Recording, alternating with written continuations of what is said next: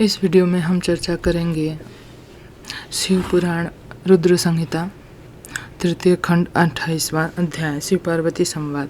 ब्रह्मा जी कहते हैं, नारद, परमेश्वर भगवान शिव की बातें सुनकर और उनके साक्षात स्वरूप दर्शन पाकर देवी पार्वती को बहुत हर्ष हुआ। उनका मुखमंडल प्रसन्नता के कारण कमल के दल के समान खिल उठा। उस समय वे बहुत सुख का अनुभव करने लगे। अपने सम्मुख खड़े महादेव जी से वे इस प्रकार बोली, हे देवेश्वर, आप सबके स्वामी हैं। हे प्रभु, पूर्व काल में आपने जिस प्रिय के कारण प्रजापति दक्ष के संपूर्ण यज्ञ का पल्लों में विनाश कर दिया, भला उसे ऐसे ही क्यों भुला दिया। हे सर्वेश्वर, हम दोनों का साथ जन्म जन्मांतर का है। प्रभु, इस समय मैं समस्त देवताओं की प्रार्थना से प्रसन्न होकर उनको तारकासुर के दुख से मुक्ति दिलाने के लिए पर्वतराज हिमालय की पत्नी देवी मैना के गर्भ से उत्पन्न हुई हूँ। आपको ज्ञात ही है कि आपको पुनः पति रूप में प्राप्त करने हेतु ही मैंने यह कठोर तपस्या की है। इसलिए देवेश, आप मुझे से विवाह कर मुझे मेरे इच्छा अनुसार अपनी पत्नी बना ले। भगवान, आप तो अनेक लीलाएं रचते हैं। अब आप मेरे पिता शैलराज हिमालय और मेरी माता मैना के समक्ष चलकर मेरे हाथ मांग लीजिए। भगवान, जब आप इन सब बातों से मेरे पिता को अवगत कराएंगे, तब वे निश्चय ही मेरा हाथ प्रसन्नता पूर्वक आपको सौंप देंगे। पूर्व जन्म में जब मैं प्रजापति दक्ष की पुत्री सती थी, उस समय मेरा और आपका विवाह हुआ था। तब मेरे पिता दक्ष ने ग्रहों की पूजा नहीं की थी।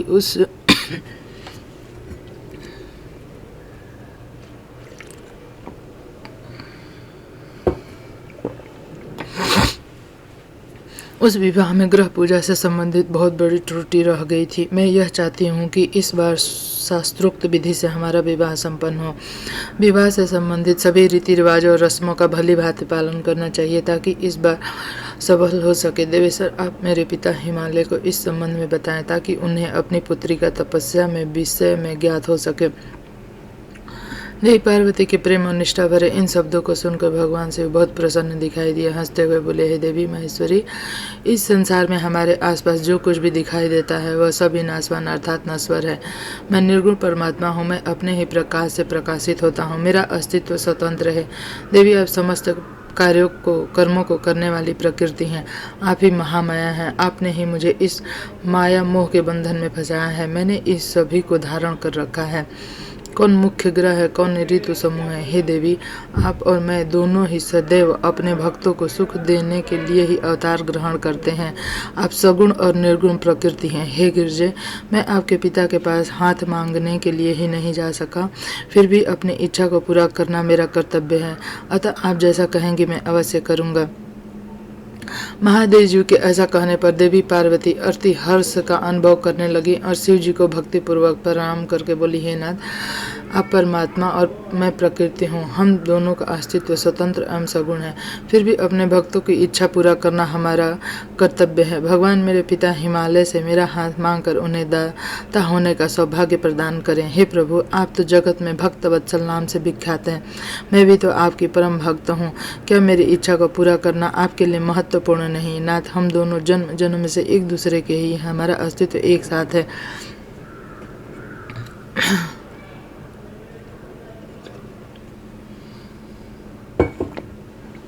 तभी तो आपका अर्धनिर्वाण स्वरूप सभी मुनियों, ऋषियों, देवताओं द्वारा पूज्य है। मैं आपकी पत्नी हूँ। मैं जानती हूँ कि आप निर्गुण, निराकार और परब्रह्म परमेश्वर हैं। आप सदा अपने भक्तों का हित करने वाले हैं। आप अनेक प्रकार की लीलाएं रचते हैं। भगवान, आप सर्वज्ञ हैं। मुझ दिन पर भी अपनी कृपा दृष्टि करें और अनोखी लीला रचकर इस कार्य की सिद्धि कीजिए। नारद ऐसा कहकर देवी पार्वती दोनों हाथ जोड़कर मस्तक झुकाकर खड़ी हो गई। अपनी पार्वती की इच्छा का सम्मान करते हुए महादेव जी ने हिमालय से उनका हाथ मांगने हेतु अपनी स्वीकृति प्रदान कर दी। तत्पश्चात त्रिलोकीनाथ महादेव जी ने उस स्थान से अंतर्ध्यान होकर अपने निवास कैलाश पर्वत पर चले गए। कैलाश पर्वत पर पहुंचकर शिव जी ने प्रसन्नतापूर्वक सारा वृत्तांत नंदीश्वर सहित सभी गणों को सुनाया। यह जानकर सभी गण बहुत खुश हुए, नाचने गाने लगे। उस समय वहाँ महान उत्सव होने लगा। उस समय सभी खुश थे और आनंद का वातावरण था। 29वां अध्याय। शिव जी द्वारा हिमालय से पार्वती को मांगना। ब्रह्मा जी बोले, हे मुनि महामुनि नारद, भगवान शिव के वहाँ से अंतर्ध्यान हो जाने के उपरांत देवी पार्वती भी अपनी सखियों के साथ प्रसन्नतापूर्वक अपने पिता के घर की ओर चल दी। उनके आने का शुभ समाचार सुनकर देवी मैना और हिमालय बहुत प्रसन्न हुए। तुरंत सिंहासन से उठकर देवी पार्वती से मिलने चल दिए। उनके सभी भाई भी उनकी जय जयकार करते हुए उनसे मिलने के लिए आगे चल दिए। देवी पार्वती अपने नगर के निकट पहुंची। वहां उन्होंने अपने माता पिता और भाइयों को नगर के मुख्य द्वार पर अपना इंतजार करते पाए। वे अत्यंत हर्ष से विभोर होकर उनका स्वागत करने के लिए खड़े थे। पार्वती ने हाथ जोड़कर उन्हें प्रणाम किया। हिमालय और मैना ने अपनी पुत्री को अनेकानेक आशीर्वाद देकर गले से लगा लिया। भाव विह्वल होकर उनकी आंखों से आंसू टपकने लगे। सभी उपस्थित लोगों ने इनके मुक्त हृदय से प्रशंसा की। वे कहने लगे कि पार्वती ने उनके कुल का उद्धार किया है, अपने मनोवांछित कार्य की सिद्धि की है। इस प्रकार सभी प्रसन्न थे, उनकी प्रशंसा करते हुए नहीं थक रहे थे। लोगों ने सुगंधित पुष्पों, चंदन एवं अन्य सामग्रियों से देवी पार्वती का पूजन किया। इस सुबेला में उन पर स्वर्ग से देवताओं ने भी पुष्प वर्षा की और उनकी स्तुति की। तत्पश्चात बहुत आदर सहित उन्हें घर की ओर ले जाया गया।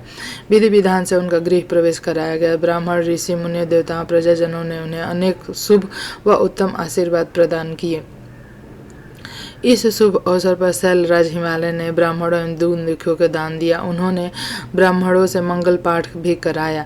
उन्होंने पधारे हुए ऋषि मुनियों, देवताओं और स्त्री पुरुषों का आदर सत्कार किया। तत्पश्चात हिमालय अपनी पत्नी मैना को साथ लेकर गंगा स्नान को चलने लगे। तभी भगवान शिव नाचने वाले नट का वेश धारण करके उनके समीप पहुंचे। उनके हाथ में सिंह और दाहिने हाथ में डमरू था। पीठ पर कथरी रखी थी। उन्होंने सुंदर लाल वस्त्र पहने थे। नाच गाने में वे पूर्णतः मग्न थे। नट रूप धारण किए हुए शिव जी ने बहुत सुंदर नृत्य किया और उनके सभी प्रकार के गीत गाकर सभी का मन मोह लिया। नृत्य करते समय वे बीच बीच में शंख और डमरू भी बजा रहे थे, वह लीलाएं कर रहे थे। उनकी इस प्रकार की मन को हरने वाली लीलाएं देखने के लिए पूरे नगर के स्त्री, पुरुष, बच्चे, बूढ़े वहां आ गए। नटरूपी भगवान शिव के नृत्य करते हुए देखकर और उनका गाना सुनकर सभी मंत्रमुग्ध हो गए। तो देवी पार्वती, भला यह कब तक छिपता। उन्होंने मन ही मन अपने प्रिय महादेव जी के साक्षात दर्शन कर लिए। रूप और अलौकिक था है। उन्होंने पूरे शरीर पर विभूति मल रखी थी तथा उनके शरीर पर त्रिशूल बना हुआ था। गले में हड्डियों की माला पहन रखी थी। उनका मुख सूर्य के तेज के समान शोभा पा रहा था। के गले में युग पवित्र के समान नाग लटका हुआ था। त्रिलोकीनाथ भगवान शिव के इस सुंदर मनोहारी स्वरूप का हृदय में दर्शन कर लेने मात्र से देवी पार्वती से बेहोश हो गई।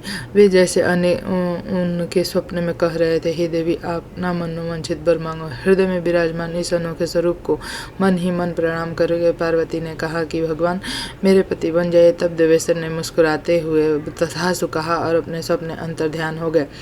जब उनकी आंखें खुली तो उन्होंने शिव जी को नट रूप धारण किए वहां नाचते गाते देखा। नट के रूप में स्वयं भक्त वत्सल भगवान शिव के नाचते गाने का देवी पार्वती की माता मैना सोने की थाली में रत्न, मणियां, हीरे, सोने लेकर उन्हें भिक्षा देने के लिए आई।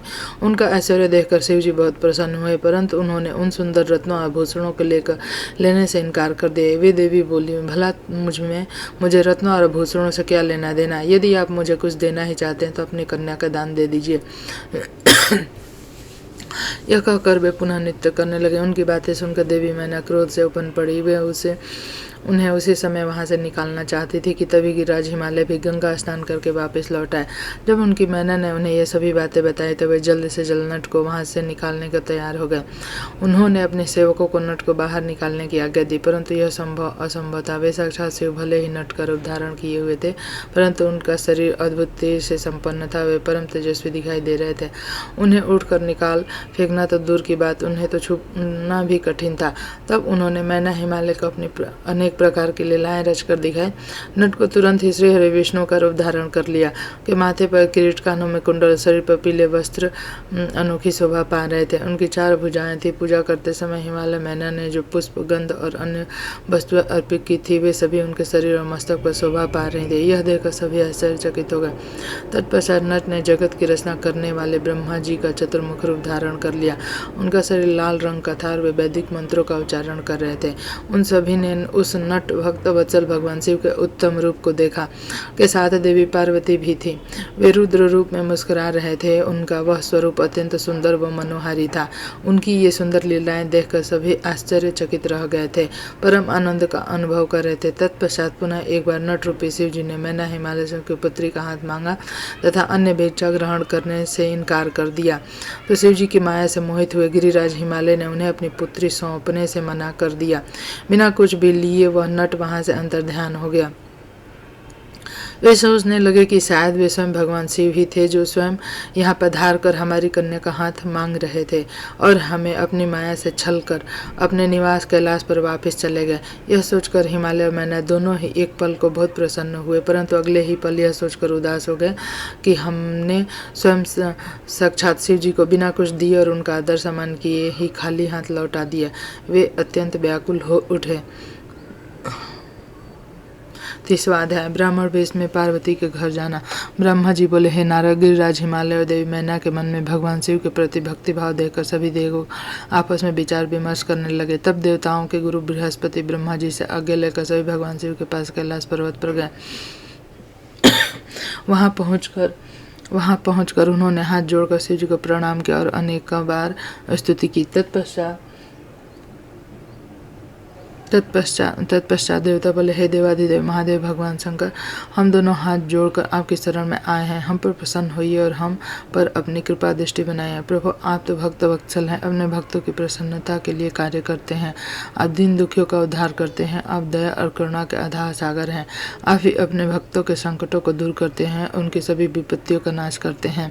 इस प्रकार महादेव की अनेक बातें सुनने के स्तुति करने के बाद देवताओं ने भगवान शिव को गिरिराज हिमालय और उनकी पत्नी मैना की भक्ति से अवगत कराया और आदर सहित सभी बातें उन्हें बता दी। तत्पश्चात भगवान शिव ने हंसते हुए उन्हें सभी प्रार्थनाओं को स्वीकार कर लिया। तब अपने कार्य की सिद्धि हेतु समझकर सभी अपने अपने धाम लौट गए। जैसा कि सभी जानते हैं, भगवान शिव को लीलाधारी कहा जाता है, माया के स्वामी है। पुनः वे शैलराज हिमालय के घर गए।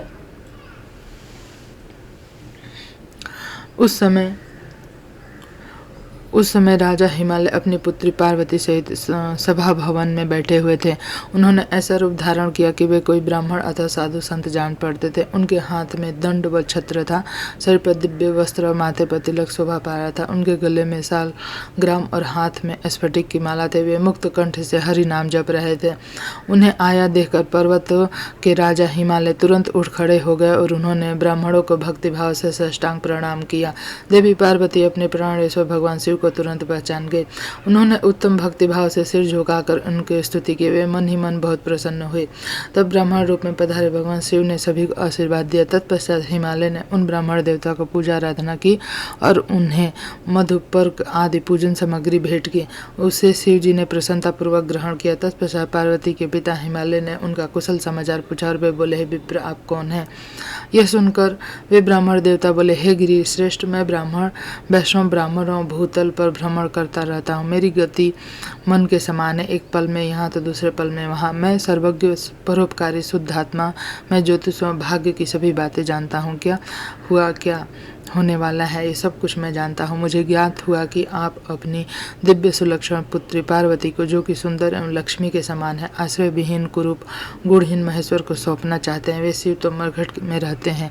वे शरीर पर हर समय सांप लिपटे रहते हैं। वे अधिक समय योग ध्यान में बिताते हैं। वे नंग धड़ंग होकर इधर उधर भटकते फिरते हैं। उनके पास पहनने के लिए वस्त्र भी नहीं। आज कोई उनके कुशल के विषय भी नहीं जानता। स्वभाव से ही उग्र हैं। बात बात पर उन्हें क्रोध आ जाता है। वे अपने शरीर पर सदा भस्म लगाए रहते हैं। सिर पर उन्होंने जटाजूट धारण कर रखा है। वे अयोग्य वर को, जिसमें अच्छा और रुचिकर कहने लायक कुछ भी नहीं, आप क्यों अपनी पुत्री का जीवन साथी बनाना चाहते हैं? आपका यह सोचना शिव की आपकी पुत्री के योग्य है सर्वथा गलत है। आप तो महान ज्ञानी हैं। नारायण कुल में उन्हें उत्पन्न हुआ है। भला उनकी सुंदर पुत्री को वरों की क्या कमी हो सकती है? उस परम सुंदरी से विवाह करने को अनेक देशों के महान वीर, बलशाली, सुंदर, स्वस्थ राजा और राजकुमार सहर्ष तैयार हो जाएंगे। आप तो समृद्धशाली हैं। आपके घर में भला किस वस्तु की कमी हो सकती है? परंतु शैलराज, जहाँ आप अपनी पुत्री को ब्याहना चाह रहे हैं, वे बहुत निर्धन हैं। यहाँ तक कि उनके भाई बंधु भी नहीं हैं। वे सर्वथा अकेले हैं।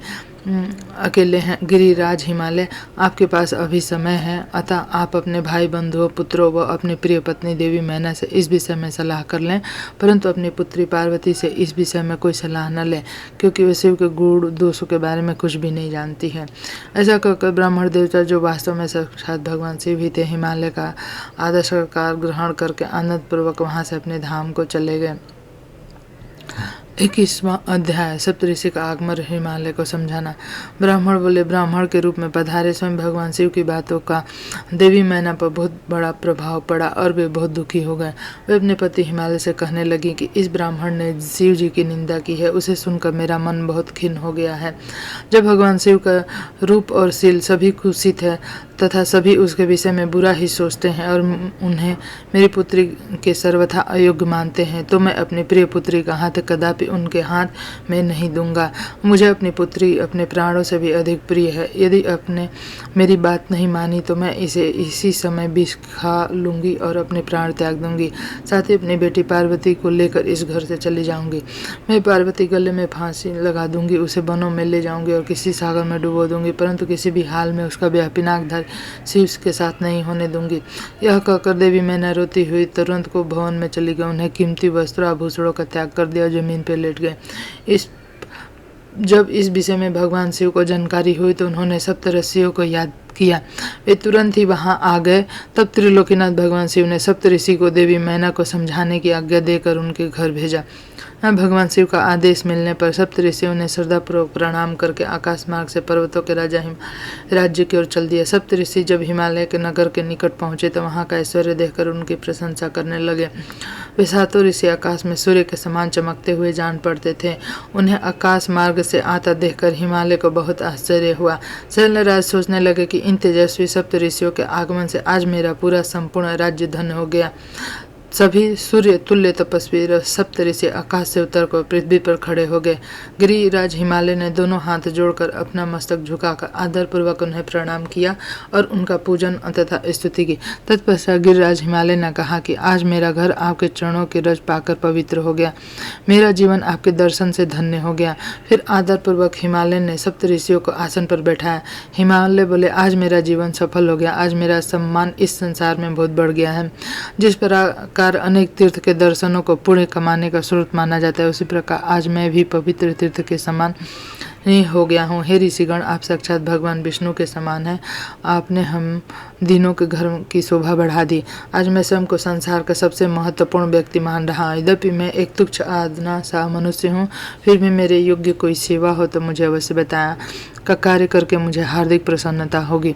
सप्त ऋषि कहने लगे, हे शैलराज, भगवान शिव इस संपूर्ण जगत के पिता है। वे निर्गुण और निराकार है, वे सर्वज्ञ है, वे ही परम ब्रह्म परमात्मा है, वे ही सर्वेश्वर हैं, वे ही इस जगत का आदि और अंत है। आप भली भांति त्रिलोकीनाथ भगवान शिव के विषय में सब कुछ जानते हैं। वे भक्त वत्सल है और सदा ही अपने भक्तों के अधीन है। तुम्हारी परम प्रिय पुत्री देवी पार्वती ने भगवान शिव को अपने कठोर तप से प्रसन्न करके अपना मनोवांछित वर प्राप्त कर लिया है। उन्होंने प्रभु शिव को पति रूप में पाने का वर प्राप्त किया है। जिस प्रकार भगवान शिव को इस जगत का पिता माना जाता है, उसी प्रकार शिव जगत की माता कही जाती है। तो आप अपनी कन्या पार्वती का विवाह महात्मा शिव शंकर से कर दीजिए। ऐसा करके आपका जन्म सफल हो जाएगा और आप गुरुओं के भी गुरु बन जाएंगे। सप्त ऋषि के ऐसा वचन सुनकर हिमालय बोले, हे महर्षि, मेरा अहोभाग्य है जो आपने मुझे इस योग्य समझकर मुझसे यह बात कही। सच कहूँ तो मेरे हार्दिक इच्छा है कि यही है कि मेरी पुत्री का विवाह भगवान शिव के साथ हो, परंतु एक परेशानी यह है कि कुछ दिनों पूर्व एक ब्राह्मण देवता हमारे घर पधारे थे। उन्होंने भक्तवत्सल भगवान शिव के विषय में अनेक उल्टी सीधी बातें की। उस वैष्णव ब्राह्मण ने शिव जी की घोर निंदा की, उन्हें अमंगलकारी बताया। ये सब बातें सुनकर मेरी पत्नी देवी मैना बहुत बुद्धि पलट गई, उनका समस्त ज्ञान भ्रष्ट हो गया। अब वे अपनी पुत्री पार्वती के विवाह परम योगी रुद्रदेव से कदापि नहीं करना चाहती। ये सप्तऋषि वे जिद करके बैठी हैं कि अपनी पुत्री पार्वती का विवाह भगवान शिव से नहीं करेंगी। वे लड़ झगड़ कर सभी आभूषणों तथा राजसी वस्त्रों का त्याग कर को भवन में जाकर लेट गए। मेरे बहुत समझाने पर भी वे कुछ नहीं समझ रही। आपसे सच आपने ब्राह्मण की बातें सुनकर मैं अब भी मैं नहीं चाहता कि मेरी पुत्री का विवाह शिव जी से हो। इस प्रकार भगवान शिव की माया से मोहित होकर गिरिराज हिमालय ने ये सब बातें कही और यह कहकर चुप हो गए। तब सप्तऋषि को भवन में लेटी हुई देवी मैना को समझाने के लिए देवी अरुंधति को भेजा। अपने पति की आज्ञा पाकर देवी अरुंधति उसको भवन में पहुंची, जहाँ देवी मैना रुष्ट होकर पृथ्वी पर लेटी हुई थी। पार्वती उनके पास ही बैठकर उन्हें समझा रही थी। साध्वी अरुंधति बड़े ही मधुर स्वर में बोली, देवी मैना उठिए, मैं अरुंधति और सप्तऋषि तुम्हारे घर पधारे हैं।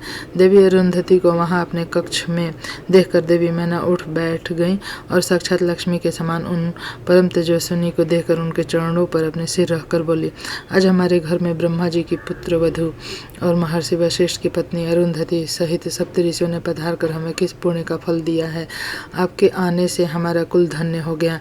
मैं आपसे यह जानना चाहती हूँ कि आपके इस तरह यहाँ आने का क्या उद्देश्य है। देवी मैना के ऐसा कहने पर देवी अरुंधति मुस्कुराई और उन्हें समझाकर कुब भवन के बाहर उस स्थान पर ले गई जहाँ सप्तऋषियों सहित गिरिराज हिमालय बैठे हुए थे। तब देवी मैना को वहाँ आया देखकर श्रेष्ठ और परम ज्ञानी सप्तऋषि भगवान शिव को मन में स्मरण कर समझाने लगे। सप्तऋषि बोले, हे शैलराज, तुम अपनी पुत्री पार्वती का विवाह त्रिलोकीनाथ भक्तवत्सल भगवान शिव से कर दो। वे तो सर्वेश्वर हैं, कभी भी किसी की से याचना नहीं करते। जगत की रचना के स्रोत ब्रह्मा जी ने तारकासुर को यह वरदान दिया है कि केवल शिव पुत्र के हाथों ही उनका वध होगा। इस समय तारकासुर के कारण तीनों लोक में हाहाकार मचा हुआ है। उसने देवराज इंद्र सहित सभी देवताओं को स्वर्ग से निकाल दिया, साथ ही वह निर्दोष लोगों का भी शत्रु बन बैठा है। साधुओं और ऋषि मुनियों का यज्ञ नहीं करने देता तथा उनकी पूजा उपासना को तारकासुर से के सैनिक समय समय पर नष्ट कर देते हैं। उन्होंने सभी के जीवन को कष्टकारी बना रखा है। इस संसार में व्याप्त बुराइयों और दुष्प्रवृत्तियों के विनाश के लिए संहारक रुद्रदेव का पुत्र ही सबसे उपयुक्त है। उस वीर और बलवान पुत्र की प्राप्ति के लिए आवश्यक है कि भगवान शिव विवाह कर लें। इसलिए ब्रह्मा जी ने भगवान शिव से विवाह करने की प्रार्थना की। यह सर्वविदित है कि भगवान शिव परम योगी हैं और विवाह के लिए उत्सुक नहीं हैं। तुम्हारी पुत्री पार्वती ने भगवान शिव की कठोर तपस्या करके शिव को अपने पति रूप में पति बनाने के लिए वर प्राप्त किया। यही कारण है कि देवी पार्वती का पाणी ग्रहण करना चाहते हैं। सप्तऋषियों की यह बात सुनकर हिमालय विनय पूर्वक बोले, हे ऋषिगण, आपकी बातें सही हैं, परंतु जहाँ तक मैं जानता हूँ शिव जी के पास न तो रहने के लिए घर है, न ही कोई नाते रिश्तेदार, न ही बंधु बांधव, उनके पास कोई राजपाट भी नहीं है और न ही वे ऐश्वर्य और विलासिता के जीवन ही जीते हैं। आप वेद विधाता ब्रह्मा जी के पुत्र हैं, इसलिए मैं आपका आदर और सम्मान करता हूँ। आप परम ज्ञानी हैं, यह जानते हैं जो पिता काम, मोह, भय और लोभ के कारण अपनी कन्या का विवाह अयोग्य वर से कर देते हैं, वे मरने के बाद नरक के भागी होते हैं। इसलिए मैं कोई भी ऐसा कार्य नहीं करना चाहता जिससे मैं नरक का भागी बनूं। मैं अपनी प्रिय पुत्री पार्वती का विवाह स्वेच्छा से कभी भी शूलपाणी शिव से नहीं करूंगा। यही मेरा और मेरी पत्नी मैना दोनों का फैसला है। हे महर्षियों, आप परम ज्ञानी और समझदार हैं, इसलिए मेरे लिए उचित विधान को बताकर हमें कृतार्थ करें। 32वां अध्याय वशिष्ठ मुनि का उपदेश। ऋषि बोले, हे नारद, हिमालय के कहे वचनों को सुनकर महर्षि वशिष्ठ बोले, हे शैलराज, भगवान शंकर इस संपूर्ण जगत के पिता है और देवी पार्वती इस जगत की जननी है। शास्त्रों की जानकारी रखने वाले उत्तम मनुष्य वेदों में बताए गए 3 प्रकार के वचनों को जानता है। पहला वचन सुनते ही बड़ा प्रिय लगता है, परंतु वास्तविकता में वह असत्य व अहितकर होता है। इस प्रकार का कथन हमारा शत्रु ही कर सकता है। दूसरा वचन सुनने में अच्छा नहीं लगता, परंतु उसका परिणाम सुखकारी होता है। तीसरा वचन सुनने में अमृत के समान लगता है तथा वह परिणामतः हित करने वाला होता है। इस प्रकार नीति शास्त्र में किसी बात को कहने के 3 प्रकार बताए गए हैं। आप इन तीनों प्रकार में किस तरह का वचन सुनना चाहते हैं, मैं आपकी इच्छा अनुसार ही बात करूंगा। भगवान शंकर सभी देवताओं के स्वामी हैं, उनके पास ही दिखावटी संपत्ति नहीं, वे महान योगी हैं, सदैव ज्ञान के महान सागर में डूबे रहते हैं। वे ही सबके ईश्वर हैं। गृहस्थ पुरुष राज्य और संपत्ति के स्वामी मनुष्य को ही अपनी पुत्री का वर चुनता है। ऐसा न करके यदि वह किसी दीनहीन को अपनी कन्या विवाह दे तो उसे कन्या के वध का पाप लगता है। शैलराज, आप शिव स्वरूप को जानते ही नहीं। धनपति कुबेर आपका सेवक है। कुबेर को यहाँ धन की कौन सी कमी है? जो स्वयं सारे संसार की उत्पत्ति, पालन और संहार करते हैं, उन्हें भोजन की भला क्या कमी हो सकती है? ब्रह्मा, विष्णु, रुद्रदेव सभी भगवान शिव का ही रूप हैं। शिव जी से प्रकट हुई प्रकृति अनेक अंश से 3 प्रकार की मूर्तियों को धारण करती है। उन्होंने मुख से सरस्वती, वक्ष स्थल से लक्ष्मी और अपने तेज से पार्वती को प्रकट किया। भला उन्हें दुख कैसे हो सकता है? तुम्हारी कन्या तो कल्प में उनकी पत्नी होती रहेगी, होती रहती है और होती रहेगी। अपनी कन्या सदाशिव को अर्पण कर दो। तुम्हारी कन्या की तपस्या करते समय देवताओं की प्रार्थना पर सदाशिव तुम्हारी कन्या के समीप पहुंचकर उन्हें उनका मनोवांछित वर प्रदान कर चुके हैं। पुत्री पार्वती कहे अनुसार शिव जी तुम्हारी कन्या का हाथ मांगने के लिए तुम्हारे घर 2 बार पधारे थे, पर तुम उन्हें नहीं पहचान सके। वे नटराज और ब्राह्मण वेशधारी शिव ही थे जो तुम्हारी कन्या का हाथ मांगने आए थे, पर तुमने मना कर दिया। यह तुम्हारा दुर्भाग्य नहीं है तो क्या है? अब यदि तुमने प्रेम से शिव जी को अपना कन्या का दान न किया तो भगवान शंकर बलपूर्वक ही तुम्हारी कन्या से विवाह कर लेंगे। शैलेंद्र, यह बात अगर आप ठीक से नहीं समझेंगे तो आपका अस्तित्व ही समाप्त हो जाएगा। आपको शायद ज्ञात नहीं कि पूर्व में देवी शिवा ने ही प्रजापति दक्ष की पत्नी के गर्भ से जन्म लिया था और सती के नाम से प्रसिद्ध हुई। उन्होंने कठोर तपस्या करके भक्त वत्सल भगवान शिव को वरदान स्वरूप में पति के रूप में प्राप्त किया था, परंतु अपने पिता दक्ष द्वारा आयोजित महान यज्ञ में अपने पति त्रिलोकीनाथ भगवान शिव की अवहेलना निंदा देखकर उन्होंने स्वेच्छा से अपने शरीर को त्याग दिया था। वही साक्षात जगदम्बा इस समय अपनी पत्नी मैना के गर्भ से प्रकट हुई और कल्याणमयी भगवान शिव को जन्म जन्मांतर में पति रूप में पाना चाहते हैं। अतः गिरिराज हिमालय, आप स्वयं अपनी इच्छा से अपनी पुत्री का हाथ महादेव जी के हाथों में सौंप दीजिए। इन दोनों का साथ इस जगत के लिए मंगलकारी है।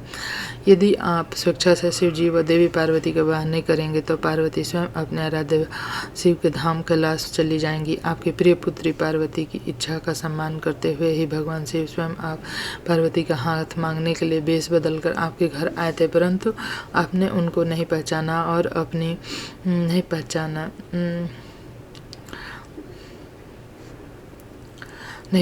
अपनी कन्या देने से इनकार कर दिया। आपके शिखर पर तपस्या के लिए पधारे भगवान शिव की देवी पार्वती ने जब सेवा की थी, आप भी उनके इस निर्णय के उनके साथ थे। आपकी आज्ञा प्राप्त करके ही देवी पार्वती भगवान के पति रूप में पाने की इच्छा लेकर तपस्या करने हेतु वन में गई थी। उनके इस प्रण और कार्य को आपने सराहा था, फिर आज ऐसा क्या हो गया कि आप अपने ही वचन से पीछे हट रहे हैं? भगवान शिव ने देवताओं की प्रार्थना स्वीकार करके हम सप्तऋषियों को और देवी अरुंधति को आपके पास भेजा। इसलिए हम आपको यह समझाने आए हैं कि आप पार्वती जी का हाथ भगवान शिव के हाथ में दे दें। ऐसा करके आपको बहुत आनंद मिलेगा। भगवान शिव ने तपस्या के पश्चात प्रसन्न होकर देवी पार्वती को यह वरदान दिया कि वे उनकी पत्नी होंगी। भगवान शिव परमेश्वर हैं, उनकी वाणी कदापि असत्य नहीं हो सकती। उनका वरदान अवश्य सत्य सिद्ध होगा। इसलिए हम सप्तऋषि आपसे यह अनुरोध कर रहे हैं कि आप इस विवाह हेतु प्रसन्नतापूर्वक अपनी स्वीकृति प्रदान करें। ऐसा करके आप अपने परिवार का ही नहीं समस्त मानव और देवताओं का कल्याण करेंगे। 33वां अध्याय, अरण्य राज्य राजा की कथा। इस पर चर्चा हम अगले वीडियो में करेंगे। यह वीडियो आपको कैसा लगा जरूर से बताएं। चैनल को सब्सक्राइब करें, वीडियो को लाइक करें और दोस्तों में शेयर करें। धन्यवाद।